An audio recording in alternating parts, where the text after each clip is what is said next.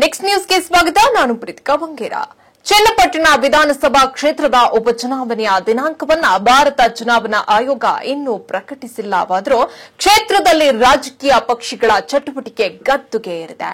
ಕೇಂದ್ರ ಸಚಿವ ಮತ್ತು ಜಾತ್ಯತೀತ ಜನತಾ ದಳದ ಪಕ್ಷದ ಅಧ್ಯಕ್ಷ ಎಚ್.ಡಿ. ಕುಮಾರಸ್ವಾಮಿ ಅವರು ನವದೆಹಲಿಯಲ್ಲಿ ರಾಜ್ಯ ಬಿಜೆಪಿ ಉಸ್ತುವಾರಿ ಡಾ ರಾಧಾ ಮೋಹನ್ ದಾಸ್ ಅವರನ್ನ ಭೇಟಿ ಮಾಡಿ ಮಾತುಕತೆಯನ್ನ ನಡೆಸಿದ್ದಾರೆ.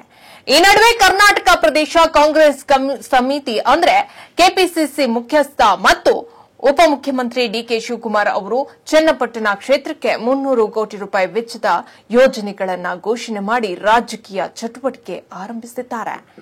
ಇನ್ನು ಚನ್ನಪಟ್ಟಣದಲ್ಲಿ ವಿವಿಧ ಯೋಜನೆಗಳಿಗೆ ಶಂಕುಸ್ಥಾಪನೆ ನೆರವೇರಿಸಿ ಮಾತನಾಡಿದ ಡಿಕೆ ಶಿವಕುಮಾರ್ ಅವರು ಇನ್ನೊಂದು ವಾರದಲ್ಲೇ ಉಪಚುನಾವಣೆಯ ದಿನಾಂಕ ಪ್ರಕಟಗೊಳ್ಳುವ ಸಾಧ್ಯತೆಗಳಿವೆ.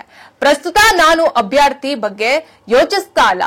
ನಮ್ಮ ಮತದಾರರು ನಾನೇ ಅಭ್ಯರ್ಥಿ ಎಂದು ಭಾವಿಸಿ ಮತವನ್ನ ಚಲಾಯಿಸುವಂತೆ ವಿನಂತಿಸಿಕೊಳ್ತಾ ಇದ್ದೇನೆ. ಅಭ್ಯರ್ಥಿಯ ಬದಲು ನನ್ನ ಮುಖವನ್ನ ನೋಡಿ ಮತ ಹಾಕುವಂತೆ ಮತದಾರರಲ್ಲಿ ವಿನಂತಿಸ್ತಾ ಇದ್ದೇನೆ ಎಂದು ಮನವಿಯನ್ನ ಮಾಡಿದರು. ರಾಜ್ಯ ಸರ್ಕಾರ ಅರ್ಹ ಫಲಾನುಭವಿಗಳಿಗೆ 5,000 ಮನೆಗಳನ್ನು ವಿತರಿಸಿದ್ದು ಪ್ರತಿ ಗ್ರಾಮ ಪಂಚಾಯಿತಿಯಲ್ಲಿ 100-150 ಮನೆಗಳನ್ನು ಪಡೆಯುತ್ತಿದೆ. ಚನ್ನಪಟ್ಟಣ ತಾಲೂಕಿನ ಪ್ರತಿ ಪಂಚಾಯತ್ನಲ್ಲಿ 2-5 ಕೋಟಿ ರೂಪಾಯಿಗಳ ಅನುದಾನದ ಅಭಿವೃದ್ಧಿ ಕಾಮಗಾರಿಗಳನ್ನು ಕೈಗೆತ್ತಿಕೊಳ್ಳಲಾಗುವುದು ಎಂದು ಅವರು ತಿಳಿಸಿದರು. ಲೋಕಸಭಾ ಚುನಾವಣೆಯಲ್ಲಿ ಸ್ಪರ್ಧಿಸಿ ಗೆಲುವು ಸಾಧಿಸಿದ ನಂತರ ಕುಮಾರಸ್ವಾಮಿ ಅವರು ಚನ್ನಪಟ್ಟಣ ಕ್ಷೇತ್ರಕ್ಕೆ ರಾಜೀನಾಮೆಯನ್ನು ನೀಡಿದರು. ಇದೀಗ ಈ ಕ್ಷೇತ್ರಕ್ಕೆ ಉಪಚುನಾವಣೆ ನಡೆಯಬೇಕಾಗಿದೆ. ಒಕ್ಕಲಿಗ ಸಮುದಾಯದ ಭದ್ರಕೋಟೆಯಾಗಿರುವ ಚನ್ನಪಟ್ಟಣ ಹಿಂದಿನಿಂದಲೂ ಜೆಡಿಎಸ್ ಭದ್ರಕೋಟೆಯಾಗಿತ್ತು. ಜೆಡಿಎಸ್ನ ಈ ಭದ್ರಕೋಟೆಯನ್ನ ಕುಮಾರಸ್ವಾಮಿ ಹಾಗೂ ಡಿಕೆಶಿ ಅವರು ನಡುವೆ ಪೈಪೋಟಿ ಶುರುವಾಗಿದೆ. ಹೆಚ್ಚಿನ ಅಪ್ಡೇಟ್ಗಾಗಿ ನೋಡ್ತಾ ಇರಿ ನೆಕ್ಸ್ಟ್ ನ್ಯೂಸ್ ಕನ್ನಡ.